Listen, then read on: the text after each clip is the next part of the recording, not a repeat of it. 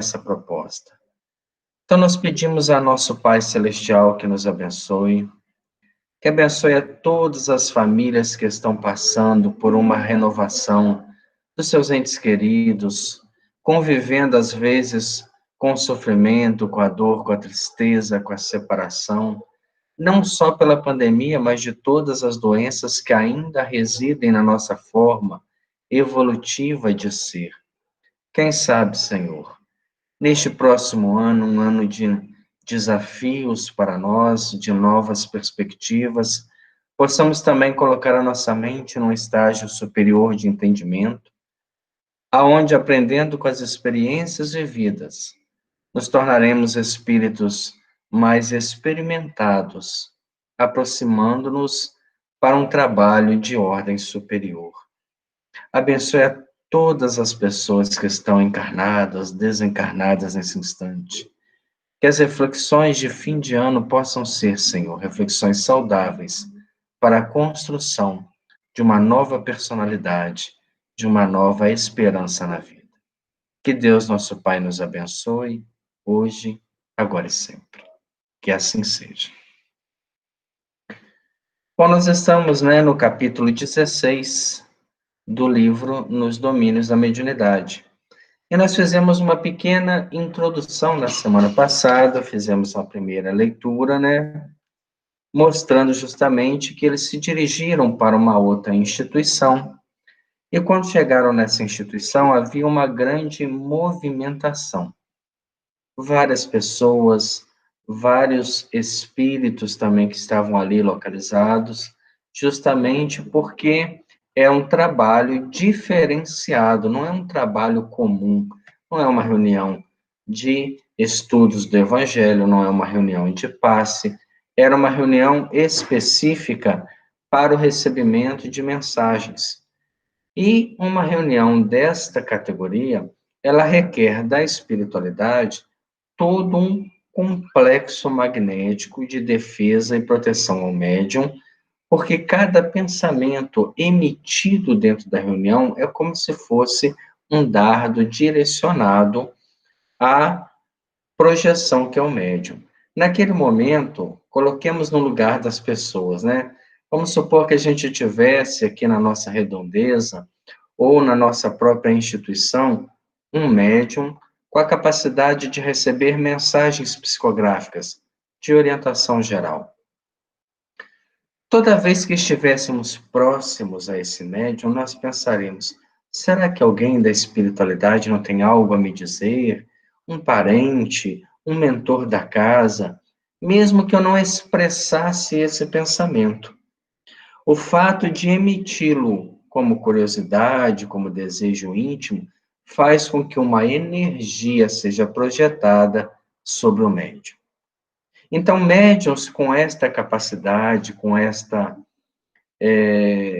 dom, com essa especificidade da mediunidade de receber mensagens de orientação para grupos, são médiuns experimentados, que já possuem uma certa vivência no campo da mediunidade e comprovam, através de uma dedicação, de um estudo, de uma vontade muito grande e, sobretudo, de uma renúncia, uma postura que lhes dá segurança para o trabalho. O capítulo é intitulado Mandato Mediúnico.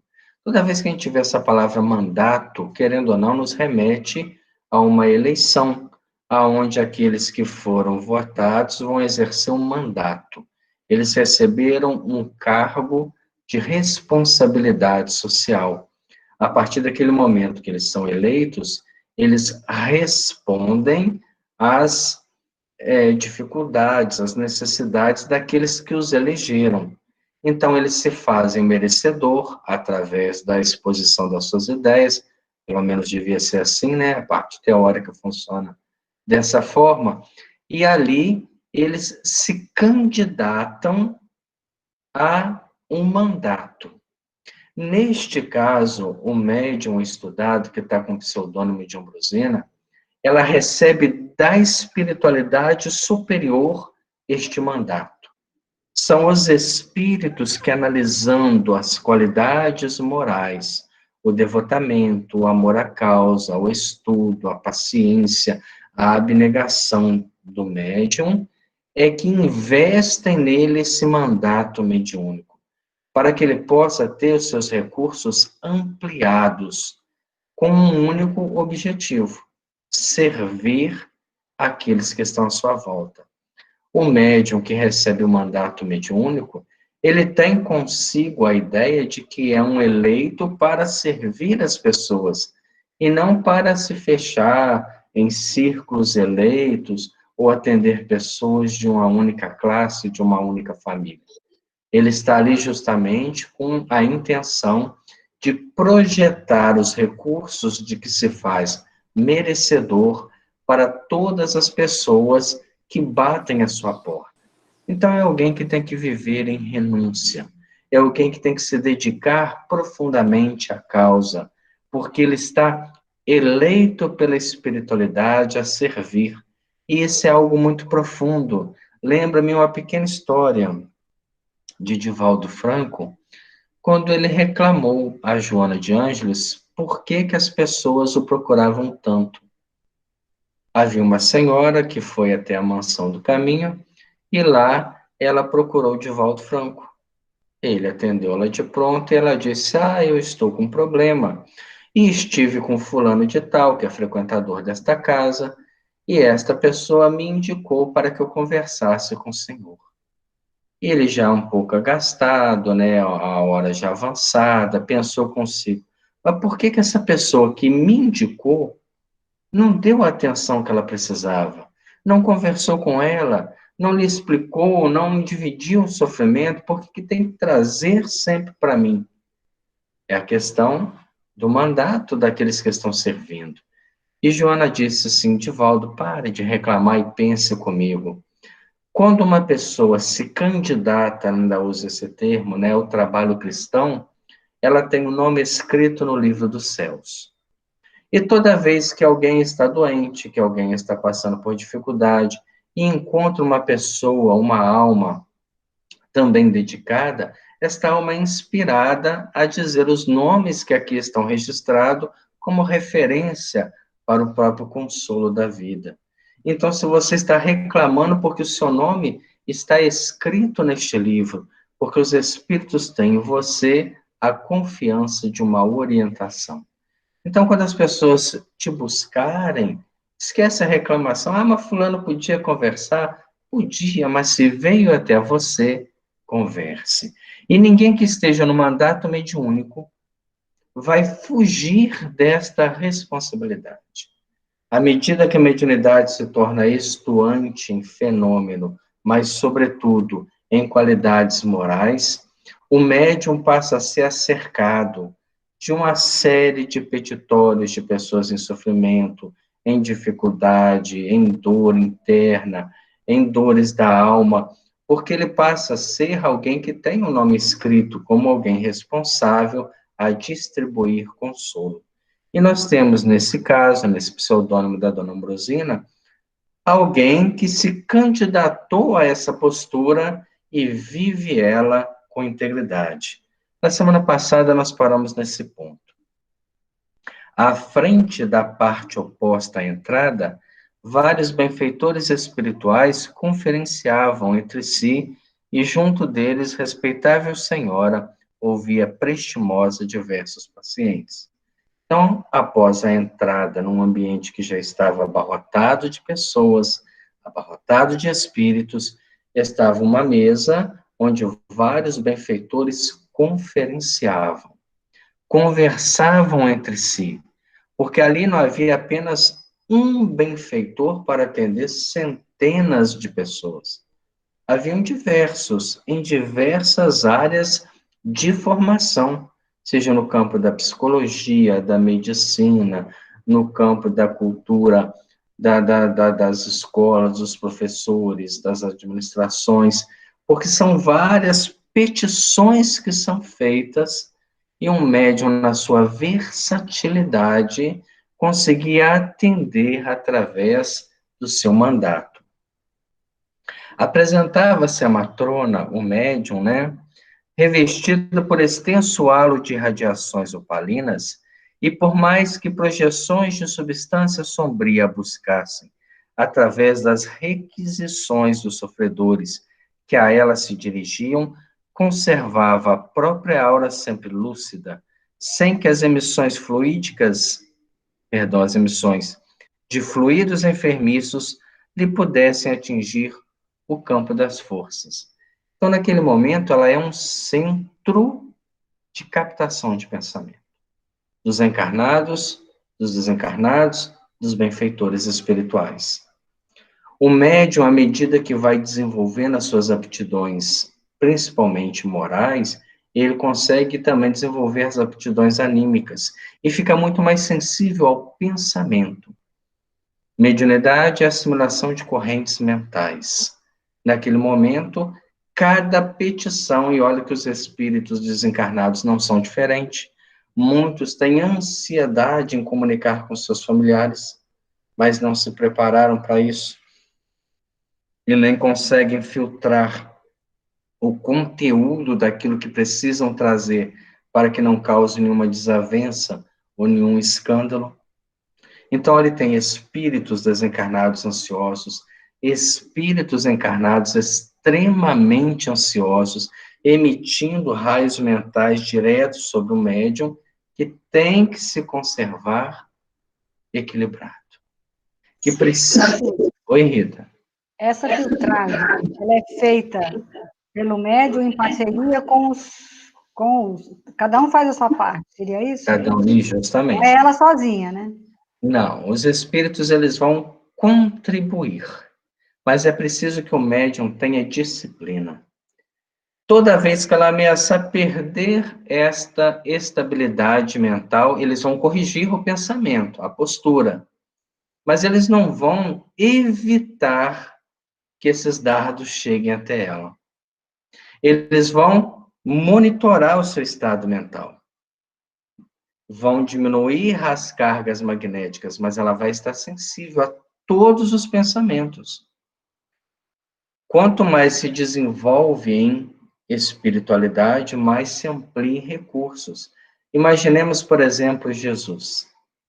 Ele era, naquele instante, ele conseguia captar todas as sensações, todos os pensamentos de todos os reinos, já que ele é o construtor, o engenheiro dessa obra toda. Foi perguntado a Chico Xavier, certa vez, se era verdade que ele conseguia ver a viagem da seiva pelo caule das árvores, né, das plantas. E ele, muito, né, humilde, disse, se eu concentrar muito, eu consigo ver. Ele conseguia adentrar os corpos opacos através da visão normal. É o que está reservado ao nosso processo evolutivo.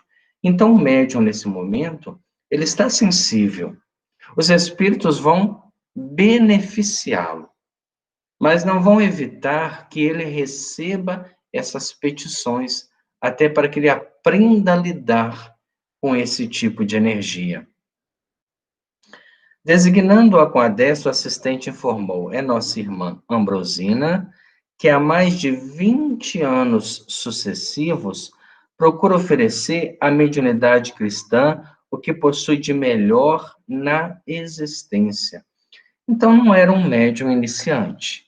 Era uma pessoa que estava naquele trabalho há 20 anos. Então, durante esses 20 anos, ela cresceu em espiritualidade.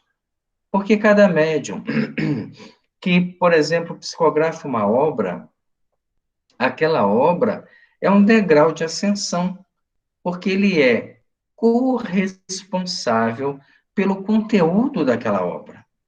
A partir daquele momento que ele psicografou uma obra, a sua responsabilidade moral também aumenta, porque todo bem que aquela obra gerar é um crédito para a sua existência. Imagina que ele faça, né, que ele psicografa uma obra, mas que ele não tem ainda condições de viver aquela obra. É uma mistificação. Então, quando um médium tem um circuito de obras, e Chico Xavier teve 400, ele tem que estar acima desse circuito, a nível moral. Ele tem que expressar o que há de melhor em cada obra daquela que foi psicografada, porque ela só passou por ele porque ele ofereceu estrutura moral para isso. Eu acho que, tipo assim, eu acho que a maioria dos médios não consegue chegar num nível desse, porque, vamos dizer, você começa a ver a seiva passando, eu acho que eu ia ficar assustada, e eu, não, eu vou voltar para trás, porque é uma coisa que começa, acho que te...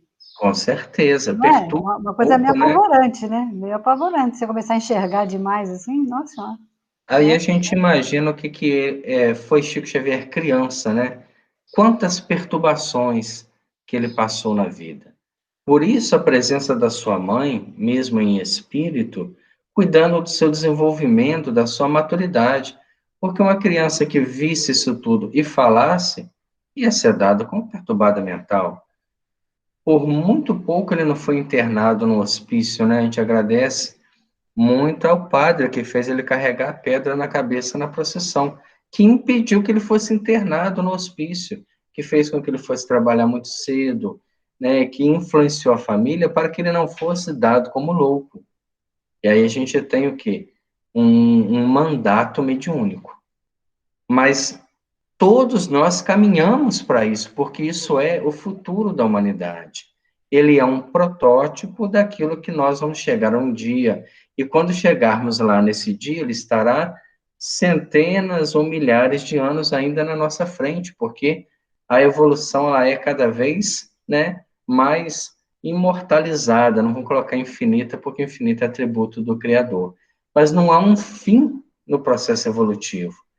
Então, quando nós vemos grandes feitos, né, de Eurípides Barçanufo, de Chico Xavier, ou dos santos da angiolatria, né, que a gente estuda, nós vemos que aquilo ali é um estado de almas elevadas, um estado que nós vamos alcançar apesar da nossa própria dúvida, incerteza, insegurança, falta de esperança, desânimo, materialismo, ilusões que ainda alimentamos. Nós estamos nesse processo de se libertar de um mundo pequeno para acessar o mundo maior. É como se nós estivéssemos prestes a desencarnar. A desencarnar é isso que nós estamos passando. É você deixar para trás uma realidade que você até então acreditou que era única e partir para uma realidade maior. Quando a gente assiste o filme, né, Nosso Lar, por exemplo, a gente vê a dificuldade que o André Luiz tem disso, de deixar uma realidade onde ele era aquele que dominava, aquele que cuidava da família, o provedor de tudo, para uma realidade que ele era apenas mais um, desconhecido, seus títulos não tinham importância, dado como um mendigo por muito tempo nas regiões inferiores, até que ele pudesse ascender e começar a compreender essa nova realidade. Então, se morrer esse trajeto, despertar espiritual não é diferente, é necessário morrer uma realidade para nascer outra.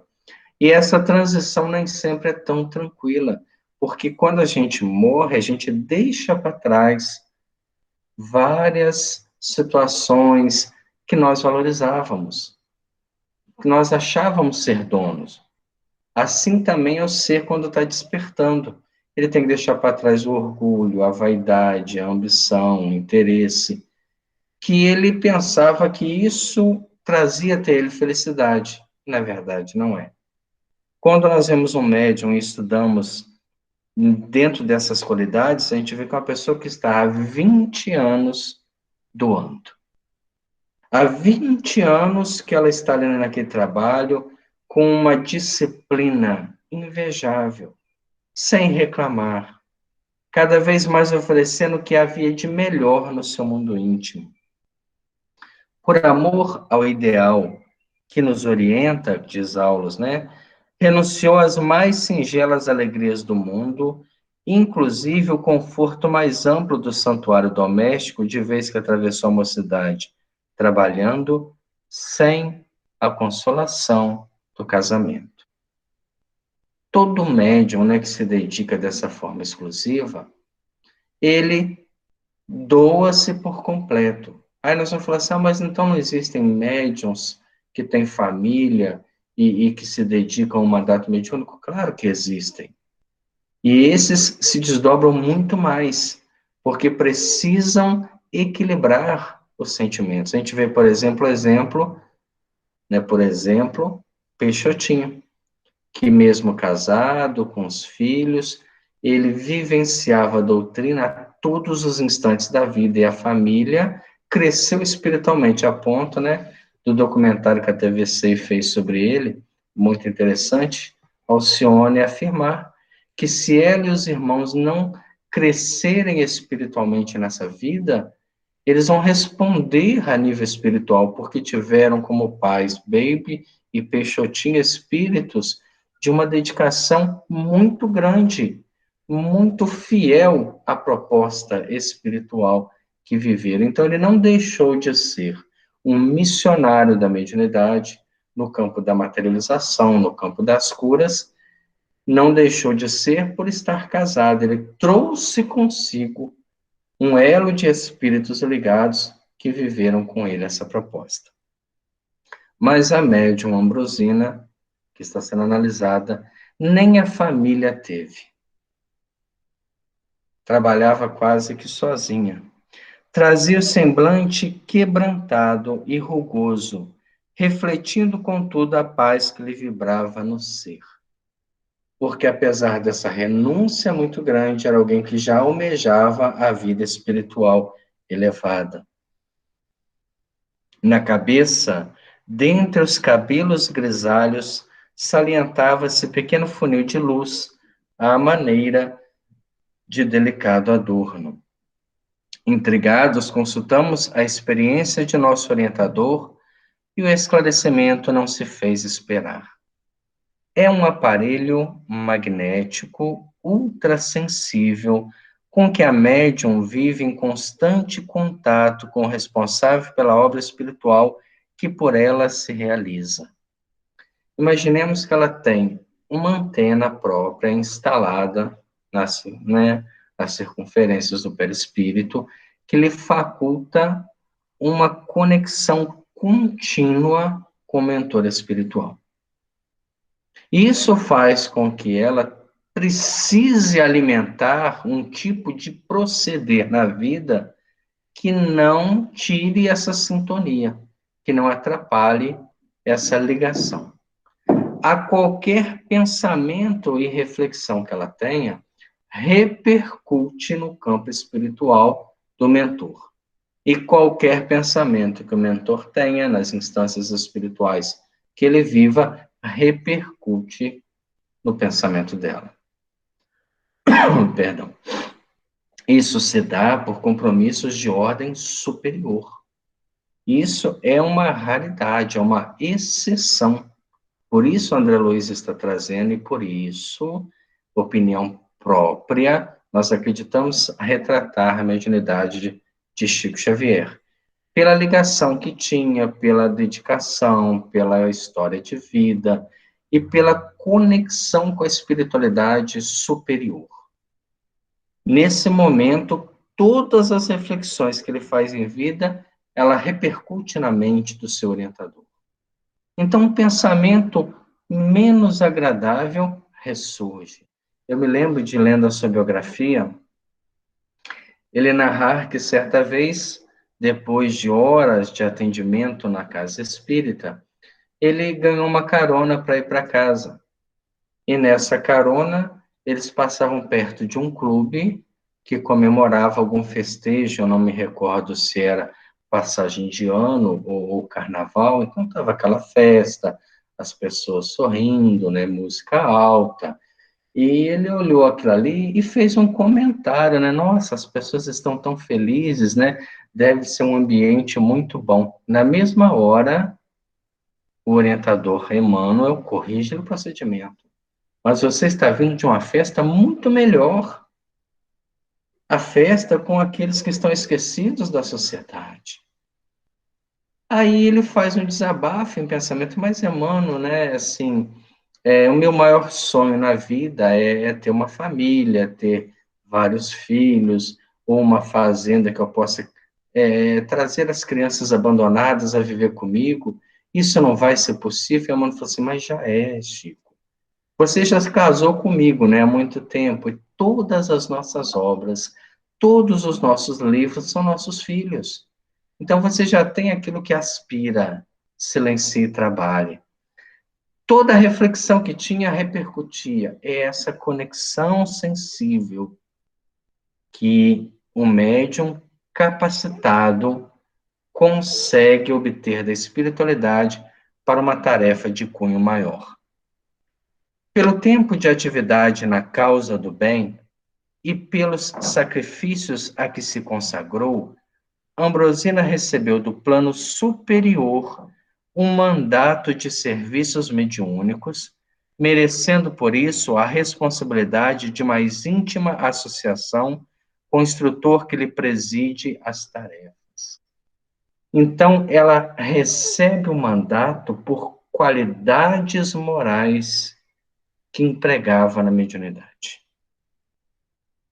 Naquele momento, a espiritualidade se reúne e fala: não, nós temos aqui uma grande oportunidade de evolução para muitas pessoas. Não é à toa que ele pôde se apresentar por 2 vezes na televisão sob o amparo de Emmanuel. Estava num ambiente que não é um ambiente religioso, onde havia críticas, dúvidas, tem pessoas tentando desmascarar a qualquer preço, e ele conseguia manter essa conexão, a ponto de responder questões de várias, né, propostas filosóficas, religiosas, científicas, pessoais. Isso só se dá por quê? Porque havia nele uma grande conexão com a espiritualidade, a ponto de não sentir a interferência da descrença daqueles que estavam à sua volta. Por isso, é necessário a gente analisar, não é só ver, o Chico era fantástico, o Chico era... Não, ele era um ser humano diferenciado, capaz de renunciar a tudo e a todos sem pesar intimamente, em doação completa, e se fazer merecedor de tudo isso. Havendo crescido em influência, viu-se assoberbada pelas solicitações de múltiplos matizes, inspirando fé e esperança a quantos se lhe aproximam do sacerdócio de fraternidade e compreensão. É, naturalmente, assediada pelos mais desconcertantes apelos. Imaginemos a vida de um médium dessa categoria. Se sai na rua, alguém encontra, eu estou precisando disso, disso e daquilo. Se vai trabalhar, os colegas de trabalho, eu estou precisando, minha família tem dificuldade, minha filha está doente, minha vizinha está obsidiada. É uma petição constante, porque nós ainda transferimos para a espiritualidade superior a responsabilidade pela nossa vida. Nós ainda não assumimos que somos nós que conduzimos o barco e queremos que eles conduzam para que a gente durma e a vida siga tranquilamente. Enquanto passamos essa responsabilidade, coitado dos médiuns. Aqueles que se destacam em algum campo são perseguidos, primeiro pelos encarnados, que estão mais próximos, depois pelos desencarnados. É por isso que os maiores inimigos dos médiuns estão na casa espírita, pela falta de conhecimento das pessoas. Qualquer médium que se destaque em qualquer área vai ser alvo de petições constantes. Vão ligar para você dia e noite, vão querer contar a vida inteira, vão querer contar os problemas. E você precisa ter maturidade, saber que não se resolve o problema de ninguém. É nisso que ela, né, centrou as suas orientações. Aí Hilário pergunta, né, então ela vive flagelada por petitórios e súplicas? Até certo ponto, sim. As pessoas vão chegar até você, porque simboliza uma ponte entre os dois mundos. Entretanto, olha o que Aulos diz, com a paciência evangélica, sabe ajudar os outros, para que os outros se ajudem, porquanto não lhe seria possível conseguir a solução para todos os problemas que se lhe apresentam. O médium não é um solucionador de problemas. A gente vê muito isso dentro da casa espírita. Estamos sentados diante de uma reunião mediúnica e chega um, mas a minha filha está com problema, o meu companheiro está bebendo. E, gente, não há como se resolver isso num passe de mágica, numa comunicação, numa orientação. São problemas que demandam toda uma assistência. Eu fico vendo pessoas que às vezes chegavam nas casas espíritas e diziam, eu estou com um problema financeiro. Falar, então são dois. Porque a instituição espírita todas têm problema financeiro. Porque contribuir com a casa espírita é muito difícil, o quadro de sociedade. Nós não temos uma orientação que resolva isso. Se você está com problema financeiro, procura um contador, procura um economista. Você está com um problema emocional, procura um psicólogo. Aqui são para problemas de ordem espiritual. Eu estou obsidiado, tá? Já está frequentando o evangelho. Já vem na reunião de passes. Não, então passa a vir. Passa a vir e se propõe a renovação, que o que a espiritualidade demandar e estiver ao alcance do nosso grupo será feito. Esqueça essa ideia que nós vamos resolver, vamos ajudar, vamos tratar, vamos cuidar, vamos curar. Não vamos fazer nada. Vamos servir. E se estiver ao alcance da nossa casa, será feito. Porque o trabalho é de uma sinceridade muito grande. Só que as pessoas ainda, mesmo os espíritas, têm uma visão muito diferente disso. Acha que o médium, que a reunião mediúnica, está ali para atender às suas maiores carências. Pessoas viajam de uma cidade para outra para se consultarem com médiums para problemas emocionais. E acabam envolvendo médiums que estão totalmente também desequilibrados pela própria vida nessas tramas. Então, o médium deve aprender a se proteger. E para isso ele precisa de conhecimento. Para isso ele precisa de vivência no campo da mediunidade. É o que ela fazia aqui, ela tinha paciência evangélica de ouvir. Porém, né, ela sabia ajudar aos outros para que os outros se ajudem. Você não, você quer ajuda? Então nós vamos te ajudar sim. Mas você passa a frequentar, você lê essa obra, você muda a sintonia, você visita uma instituição. E aí sim você está contribuindo para a própria cura. Abeiramo-nos da médium, diz André Luiz, respeitável e modesta, e vimos-la pensativa, não obstante o vozeiro abafado em torno. Observemos esse quadro. Estava a médium sentada, os benfeitores espirituais à sua volta, aquela turba à sua frente, de encarnados e desencarnados, e ao aproximarem da médium, perceberam ela pensativa. Não longe, próximo, talvez ali dentro mesmo, o pensamento conjugado de duas pessoas exteriorizava cenas lamentáveis de um crime em que se haviam embrenhado. Então, mesmo ali naquela assembleia de pessoas que ali estavam, haviam duas pessoas que haviam participado de um homicídio. E a médium lá, concentrada, já havia captado aquele pensamento, porque é um pensamento de culpa, de cristalização mental, e ela se assusta com isso, porque ela não pode simplesmente chamar a polícia e falar assim, eu detectei que o pensamento desses dois aí esconde um crime, e você vai e prende eles. Não. Qual que é a função dela nesse caso? Eles vão confessar o crime com ela? Quem sabe? Quem sabe? Eu me lembrei, quando eu li essa parte, do livro Memórias do Padre Germano, primeiro capítulo. Um homem busca, né, a assistência do Padre Germano para confessar.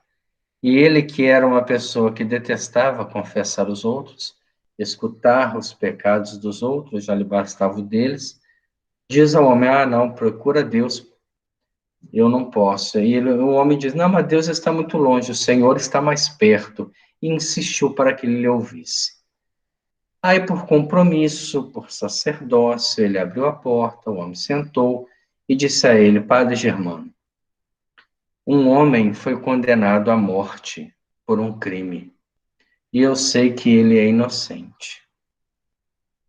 E ele perguntou: Mas como você sabe que ele é inocente? E ele disse: Porque o verdadeiro culpado sou eu.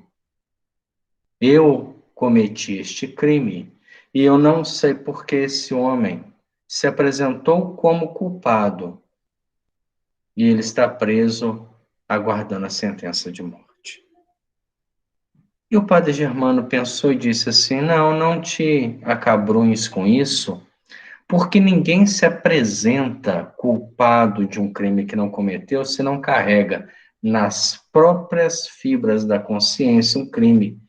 Com certeza, ele busca aliviar a própria mente, a própria consciência de um passado. E quanto a você, daqui a um tempo, a sua consciência também lhe cobrará esse crime. Aquele homem foi preso, foi executado, e este que era o verdadeiro culpado do crime mais tarde acabou enlouquecido. Quando um médium percebe algo nesse campo, ele precisa silenciar. O que será que foram fazer ali? Quem sabe? E percebendo o pensamento, estava lá várias pessoas, mas consegue perceber o pensamento de duas pessoas. Dona Ambrosina refletia, falando sem palavras, em frases audíveis tão somente em nosso meio. Então, os espíritos reconheciam o que ela estava falando. Amados amigos espirituais, o que fazer? Identifico nossos irmãos delinquentes e reconheço-lhes os compromissos. Um homem foi eliminado.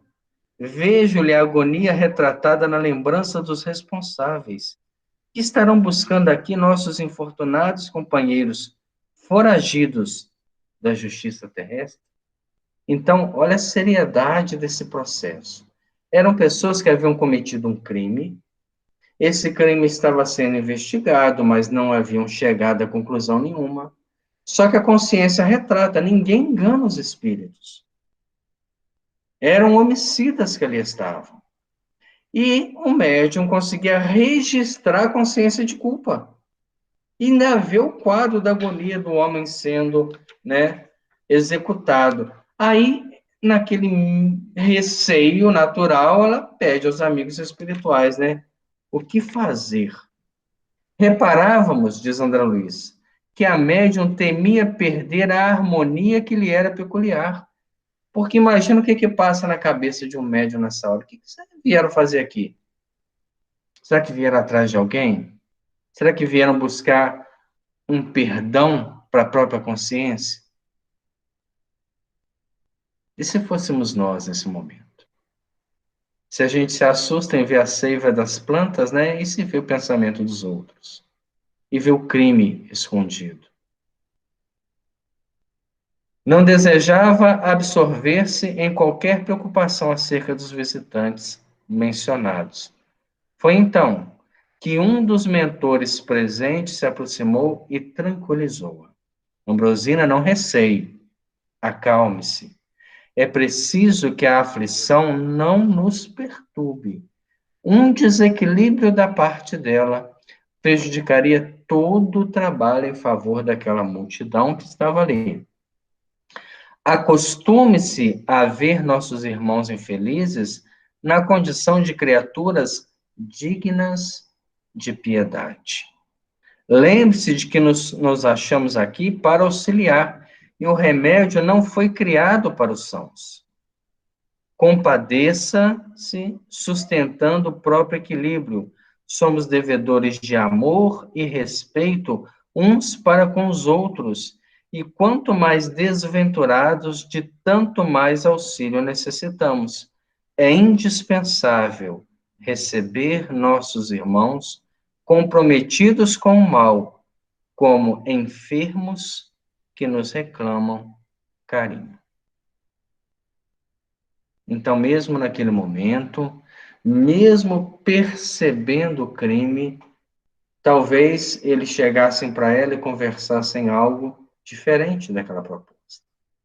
E ela, conhecendo a intimidade deles, também preservaria que eles soubessem até que ponto ela percebeu o que buscavam ali. A renúncia do médium é muito grande e o compromisso é muito maior. Naquele momento, ela está vendo o que aconteceu, mas precisa calar, servir, como qualquer outra pessoa que ali buscasse a paz. A médium aquietou-se. Passou a conversar naturalmente com os frequentadores da casa. Aqui, alguém desejava socorro para o coração atormentado, ou pedia cooperação em benefício de parentes menos felizes. Ali suplicava-se concurso fraterno para doentes em desespero, mas além surgiam requisições de trabalho assistencial. Dona Ambrosina consolava e prometia, quando Gabriel, o orientador, chegasse, o assunto lhe seria exposto, de certo, traria a colaboração necessária. Então, mesmo naquela petição e naquela percepção, ela conseguia se manter isenta aos desequilíbrios emocionais das pessoas e ainda prometia, olha, quando chegar, né, o mentor espiritual, nós vamos expor esse problema e se tiver alguma orientação, com certeza será feita. Não decorreram muitos minutos e Gabriel, o mais categorizado mentor da casa, deu entrada no recinto acompanhado por grande séquito de amigos. Então, naquele momento exato, né, esse espírito de maior evolução, que tem o compromisso com a médium, que responde ao comando desse funil eletromagnético que ela tem implantado no perispírito, e ele se faz presente. Não está antes, nem está depois, porque tem ocupações no mundo maior. E chega acompanhado de um séquito de colaboradores. Acomodaram-se em palestra afetiva à frente da mesa. Aí, reunidas entidades de vida mental mais nobre, estabeleciam naturalmente larga faixa de luz, inacessível às sombras, que senhoravam a maioria dos encarnados e desencarnados da grande reunião. Então, quando chega, é como se acendesse as luzes espirituais e envolvesse de vez o trabalho que está para acontecer. Gabriel e os assessores abraçaram-nos generosos. Dirceia partilhavam-nos brilhante festividade. Tão vivo se mostrava o júbilo dos instrutores, funcionários espirituais da instituição. O trato com os doentes e sofredores dos dois planos não lhes roubava a esperança, a paz, o otimismo.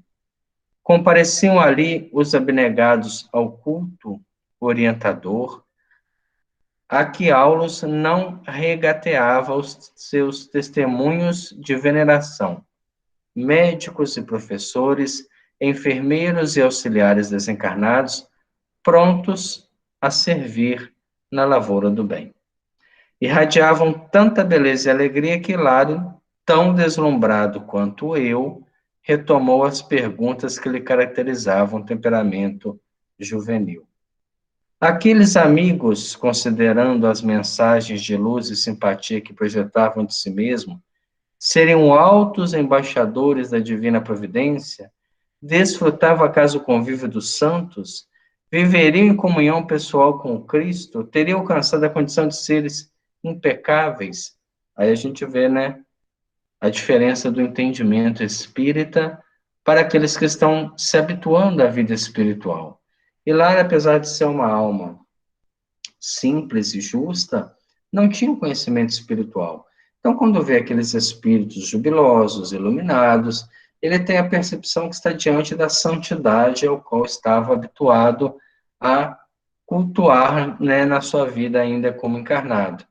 E o assistente sorriu, bem-humorado, né, porque é uma pergunta de uma jovialidade muito grande, e esclareceu. Nada disso. Com todo o apreço que lhes devemos, é preciso considerar que são vanguardeiros do progresso, sem serem infalíveis. E isso é importante a gente ter ideia, que às vezes o espírito está numa situação onde ele é jovial, onde ele está bem instruído, mas quando encarna, ele vai vivenciar provações que podem lhe custar o equilíbrio. Ele vai se envolver novamente com espíritos que ele tem débitos morais que às vezes ainda não foi conquistado o perdão, a equidade, e aí vem a própria adversidade que leva à queda. Então, eles não são infalíveis, são grandes almas em abençoado processo de sublimação, credoras de nossa reverência pelo grau de elevação que já conquistaram. Contudo, são espíritos ainda ligados à humanidade terrena, em cujo seio se corporificação no futuro, através do Instituto Universal da Reencarnação, para o desempenho de preciosas tarefas. Nós só nos libertamos da Terra quando não temos mais nenhuma dívida a quitar. Se nós olharmos nosso passado, e vamos ver que fomos viciosos, ligados ao mal, alimentamos o egoísmo, o orgulho, a vaidade, e isso não está somente em vidas passadas, senão nessa atual existência, faz-nos ainda dever em muito para a nossa própria libertação. Aquele que ainda deve alguma coisa, antes de se libertar, precisa quitar.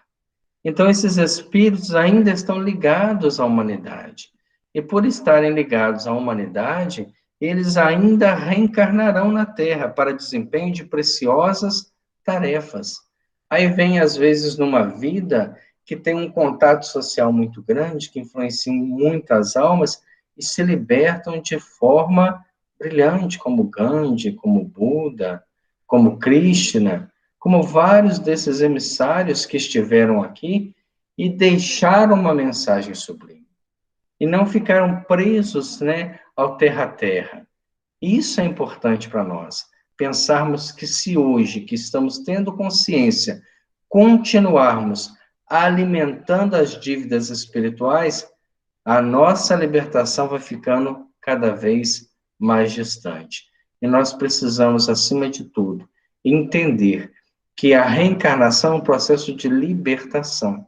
As almas que estão próximas a mim são almas a quem eu devo e que devem a mim.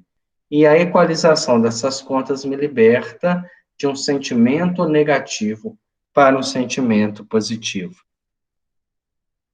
No entanto, à frente da assembleia de criaturas torturadas que observamos, são eles luminares isentos de errar?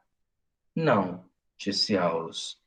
Não podemos exigir deles qualidades que somente transparecem dos espíritos que já atingiram a sublimação absoluta. Esses já não erram. Conhecem o caminho, não tem dúvida, não tem medo, não se sentem seguros por estarem sozinhos ou acompanhados. Eles têm tanta convicção que entregam-se em holocausto sem nenhum tipo de dificuldade. Os que estão aqui, né, são altos expoentes de fraternidade e conhecimento superior. Porém, guardam ainda consigo probabilidades naturais de desacerto. Quando a gente fala em probabilidade, a gente lembra de estatística, né? Como é que eu posso calcular uma probabilidade? É porque aquela alma não é uma alma iluminada por completo. Ainda nela, sombras localizadas. E estas sombras demonstram que são almas frágeis em alguns pontos que ainda precisam de novas experiências para se iluminar. Se não fosse a reencarnação, seria muito mais difícil para nós. Em uma única existência, se libertar de todas as imperfeições que são humanas para se tornar divino.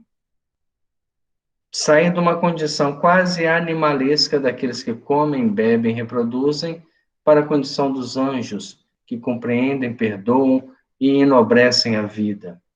Nós precisamos de diversas encarnações para alcançar a cultura e desenvolver os sentimentos.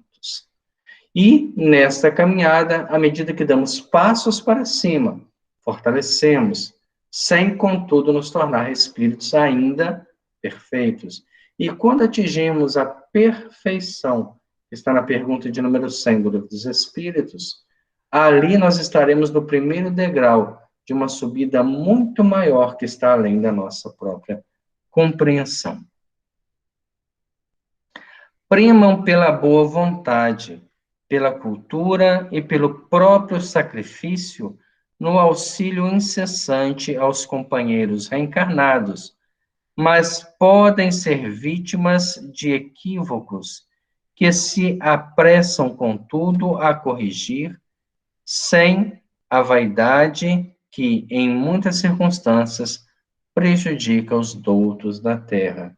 Então, são criaturas que têm um bom conhecimento, que já se privam por uma vida mais nobre, mas ainda estão presas a certos preconceitos e culturas que fazem-nos, aos poucos, notificam a nossa pequenez espiritual.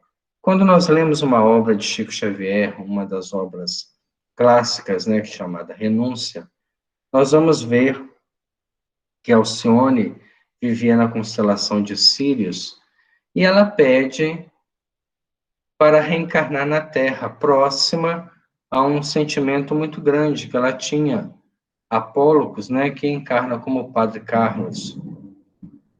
E, antes da reencarnação, foi-lhe explicado a conduta que seria muito difícil para ela, dependeria de um certo tempo, tanto que ela reencarna 10 anos depois dele. E eles são muito sinceros para ela, dizendo, olha, Alcione, Pólocos não vai sair dessa vida ainda purificado. Ele ainda é uma alma em crescimento muito distante dela, que já vivia numa dimensão muito mais nobre da vida. Tinha funções, né, na harmonia do universo. Ela abre mão daquilo tudo para reencarnar próximo, para estimular o seu crescimento. E quem quiser saber o desdobramento, né, da história, leia o livro, que é fantástico. Mas chegamos no final da história e vemos realmente a orientação. Ele sai dessa vida como um padre inquisidor, que levou à morte a própria amada, né, por não reconhecer o nome quando eles se adentravam à igreja. E isso nos mostra o quê? Há uma previsibilidade da vida. Os espíritos olham para nós e sabem até que ponto nós podemos chegar, em quais os pontos nós também podemos cair. Então, não se dá um mandato mediúnico a um médium que tem boa vontade, mas não tem disciplina. Tem disciplina, mas não tem conhecimento. Tem conhecimento, mas não tem vivência. É necessário toda uma série de recursos, a mediunidade, a disciplina, o conhecimento, a dedicação, a renúncia, para que depois de talvez de 20 anos de trabalho, como foi citado, ele seja credor deste investimento da espiritualidade. Aqui temos, por exemplo, variados médicos sem o envoltório da experiência física, até porque neste trabalho que é citado, várias pessoas doentes iam buscando um receituário. Era uma época muito difícil de acesso à medicina. Então, as pessoas iam e buscavam, às vezes, homeopatia, um receituário para uma série de coisas. Então, você tem que ter especialistas na área da visão, na área do aparelho digestivo, na área do aparelho neurológico, para que as receitas alcançassem um objetivo maior. Apesar de excelentes profissionais devotados e beneméritos na missão que esposaram, não seria, contudo, admissível fossem promovidos de um instante para o outro da ciência fragmentária do mundo à sabedoria integral, como acontece, por exemplo, né, com os trabalhos que envolvem a personalidade de Fritz, porque todo trabalho onde há um médico espiritual atendendo, credencia-se ao Dr. Fritz. E o Dr. Fritz, pelo que se conhece, né, da sua biografia, ele foi um hábil cirurgião, mas de comportamento moral não muito apreciável. E ele submeteu diversas almas a testes, né, biológicos de ordem e padrão inferior, o que deu a ele uma carta kármica negativa e ele vem eliminando ela com cirurgias, com curas, com ajuda. E ele geralmente, né, busca aqueles que foram seus auxiliares, hoje médiuns dirigidos para a reconstrução da sua própria história. Esse um médico, quando desencarna, ele leva consigo um conhecimento e uma ficha de trabalho. Mas é necessário adaptar esse conhecimento à medicina espiritual e, a partir dali, ele poder exercer no mundo maior, continuar seus estudos, reencarnar talvez na mesma área ou em área próxima, a desenvolver um trabalho muito maior. Com a imersão nas realidades da morte, adquirem novas visões da vida, alargando-se-lhes os horizontes da observação. Compreendem que algo sabem, mas esse algo é muito pouco daquilo que lhes compete saber. Entregam-se desse modo a preciosas cruzadas de serviço e dentro delas ajudam e aprendem. Trabalhadores de outros círculos da experiência humana encontram-se no mesmo regime, auxiliam e são auxiliados. Não poderia ser de outro modo. Sabemos que o milagre não existe como derrogação de leis da natureza.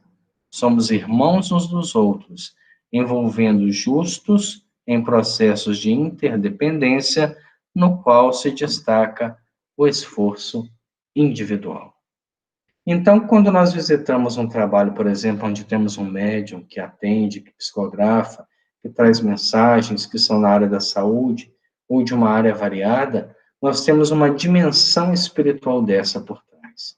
Nós temos vários trabalhadores espirituais credenciados e todos eles ajudando, aprendendo e crescendo. E nós que participamos de um trabalho desse também temos a função de aprender e crescer. Cada vez que vamos à casa espírita, que abrimos o evangelho, que participamos de uma reunião pública, é para aprender e crescer, para vivenciar essa proposta, para que um dia possamos trabalhar dentro de um mandato da mediunidade, eleitos pelo mundo maior. Nós vamos parar nesse ponto, né, e retornamos na próxima semana, dando sequência a esse capítulo de grande reflexão no trabalho mediúnico.